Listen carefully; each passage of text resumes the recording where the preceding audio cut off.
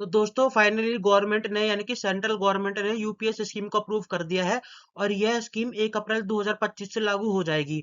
अब इस स्कीम में क्या होगा कि जितने भी केंद्रीय सरकार के कर्मचारी है यानी कि सेंट्रल गवर्नमेंट के जो एम्प्लॉई है उनको रिटायरमेंट के बाद 50% पेंशन मिलेगी जो उनकी लास्ट सैलरी थी। यानी कि जो लास्ट में उन्होंने सैलरी विड्रॉ करी थी उसकी 50% उनको हर महीने पेंशन मिलती रहेगी। जैसे कि अगर उनकी सैलरी 1 लाख रुपए थी तो उसका 50% होता है 50,000 रुपए। 50,000 रुपए की पेंशन उन्हें जिंदगी भर हर साल मिलती रहेगी।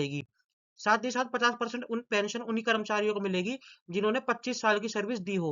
और जिन्होंने 25 साल से कम की सर्विस दी है उनको भी पेंशन मिलेगी, लेकिन उनका पेंशन का अमाउंट कुछ कम हो जाएगा। लेकिन इस बात की गारंटी होती है, यानी कि सरकार ने इस बात की गारंटी ली है कि कम से कम 10,000 रुपए प्रति महीने की पेंशन उन्हें मिलती रहेगी, चाहे उन्होंने कितने भी साल की सर्विस दी हो। यानी कि उन्होंने चाहे 20 साल की दी हो, चाहे 15 साल की दी हो, 25 साल से कम की दी हो, लेकिन 10,000 रुपए प्रति महीना उन्हें पेंशन मिलती रहेगी।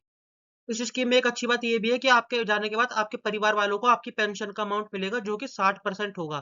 यानी कि अगर आपको 50,000 रुपए पेंशन मिल रही थी तो उसका 60% लगभग 30,000 रुपए आपके परिवार वालों को मिलेगा आपके जाने के बाद।